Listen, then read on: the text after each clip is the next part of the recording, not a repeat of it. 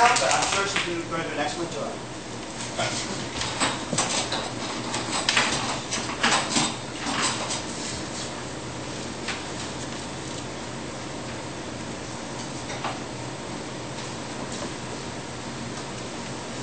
My friends are weird.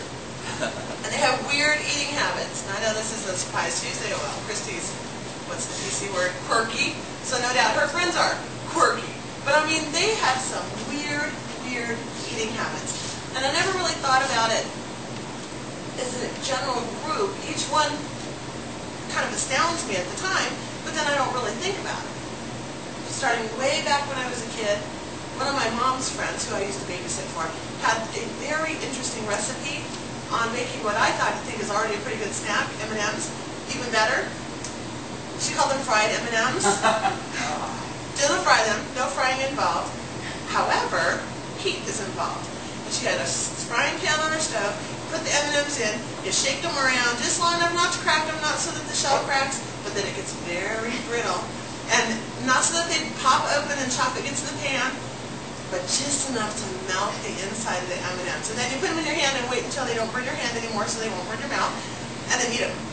My mom was not at all, she did not enjoy that. Then I came home from babysitting with this great plan, and she quickly squelched any idea I had of always leaving a fry pan on the stove and M&Ms on the counter, as Judy did, in case we would have a need for fried M&Ms. My mother said that wasn't going to happen in our house. Another weird person that eating habits is my friend Jerry. Now Jerry, first of all, has gone through a stage of vegetarian meat eating, vegetarian, vegan, raw. He's all over the board. And when he was a vegetarian, of course his food choices were more limited, and he would eat things like jalapeno and pineapple pizza. Yeah. And then he'd hurry up and eat his pizza so I wouldn't eat any of his. Oh, there's no chance of that happening.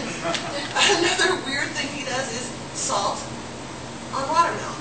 Well, first of all, he's a watermelon hound, just a hound. And he and his mother can take a huge watermelon, and in one evening, it's gone. They just cut off the first couple slices, and then they put it in the sink. No sense worrying if it's going to get bad, because it's not. And they're going to eat it before it even starts to get bad, and they just keep working on it and working on it. And he takes a big slab of watermelon and shakes the salt on it. And I've known him for 20 years. I dated him, we've lived together, we were involved, we've been friends forever, and he will still to this day pass me the salt. Like I'm going to use it on my watermelon. No. My ex-boyfriend. Also, weird eating habits. He was half Sicilian, and we used to eat this stuff, and again, I'm not really sure what it was called, because he pronounced it differently every time. He wasn't a really smart guy, but anyway, it was Garduni, I'm not really sure, it was something like that. This is also the man that in his home we ate ricotta cheese. No, there's no G in ricotta cheese. I don't care if you're Italian, it's still ricotta, but it's ricotta cheese. So this Garduni, whatever that stuff is, it kind of looks like really big celery. Like celery on steroids. And it's dirty, and it's tough, and it only comes to the market, to Joy Franco's PW, kind of an Italian-based family market, occasionally. And so when he'd say, they have Garduni, we're going to have Garduni. You took this stuff, you scrubbed it and scrubbed it and scrubbed it and scrubbed it until you tried to get most of the dirt off. Then you peeled it, because the stringy stuff, even on celery, is hard. Well, on this stuff, it's like barbed wire. Peel it, clean it, then started the cooking process. Cooked it for like a half hour, 45 minutes, something. You boiled it forever until anything else would just be mush. And then you started the next step of the prep work. Well, I'm all about prep, and if it's worth it in the end, I'll do the prep work. I do not know how this was worth all this time. So anyway, it would get done, then you'd run it through the egg wash, and run it through the breadcrumbs, and fry it. And they'd serve it with lemon. It was the worst stuff on the planet. And he'd say, oh, we're having Garduni. And I'd go, well, here's another 2 hours of my life I'm never going to get back preparing this stuff. And finally, the most recent time that I realized my friends have weird eating habits is my friend Sandy. I love Sandy to death. Love her like a play cousin. She's equally as neurotic as I am, but we're neurotic in different areas, so we complement each other. She's very logical and can remove herself from things. And so I call her for advice and for counsel when I'm too emotionally involved in something. She can't shop for shoes. I'm really good at that. So we have this really good yin and yang thing going on. And we were wandering through the mall one day, and not surprisingly, we ended up in a bookstore because we're both kind of voracious readers. And she said, "Oh, I love that cookbook. And it's on sale for $7.99. And I had to pay $15.